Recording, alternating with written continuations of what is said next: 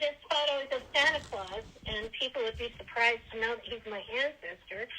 But it's actually my dad. And my brother went on a mission when they did not have the equalization of amounts. And he went to an extremely expensive mission. And so my father, who was a school teacher, had to find some additional funds and decided he would go to VCMI. And he tried to get hired in the furniture department. And personnel told him that they didn't have any openings. So my father, being a very tenacious person, went over to the furniture department. There was a lady shopping, and he sold her an entire house full of furniture and brought her back to the personnel department and said, I just sold this woman thousands and thousands of dollars of furniture. Would you like to hire me so we can do the sale? Which they did. And as time went on, he was very successful, but one Christmas, they couldn't find a Santa Claus. So they approached my dad and asked him if he would play Santa. And I was working at VCMI at the time, too. He got me a job there, and he played Santa. And it's just one of my favorite photos of my dad because it reminds me of his sacrifice, not only for my brother to keep him on a mission, but his sacrifice for the gospel. And it also, he was my Santa Claus. And I just love the smile on his face, and for me, he is everything that Santa Claus is, all the good things, and that's why it's my favorite photo.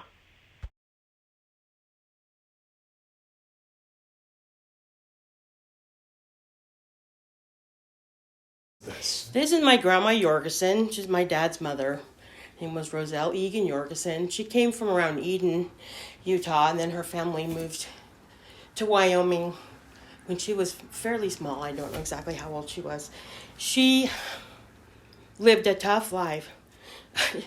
And I respect and admire her probably as much as I do anyone in my life. She was amazing. And hopefully I've been given some of the talents that she had.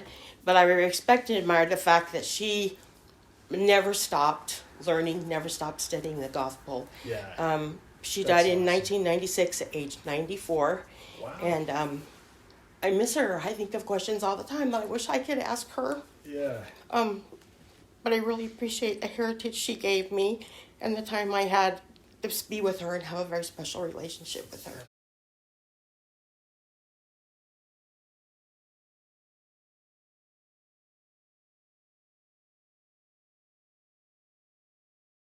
That's my great grandpa, and the photo was taken around 1930, and I like it because he has curly hair, and his parents immigrated from Ireland, and that's pretty cool.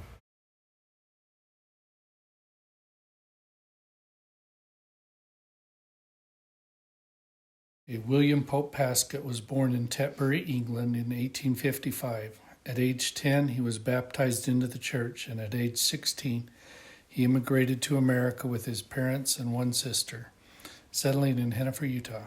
He married in 1876, and a year later moved his small family to settle in Grouse Creek, Utah. William started farming on 160 acres, but due to lack of water, sold some of the land to other settlers. He was a carpenter and stonemason and built many of the early homes in Grouse Creek. He also built their first stone schoolhouse. In 1889, his first wife died in childbirth and left him with 5 children and a new baby. He hired a woman, Annie Meekum, to care for the children, and a year later they were married in the Salt Lake Endowment House. William and Annie had 10 children together. My father was their youngest child. William has always been active in the church and community. He was the choir director for the Grouse Creek Ward for many years and served as bishop's counselor a couple of times. As a carpenter, he frequently made coffins for deceased residents and would prepare the bodies for burial. He passed away in 1946 at the age of 91.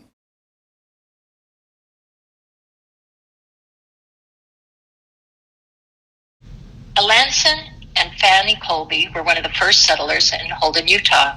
They were farmers and parents of 9 children.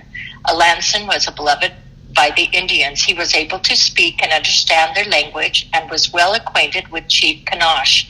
His kindness towards the Indians won their love and loyalty. Colby and his family were protected by his Indian friends.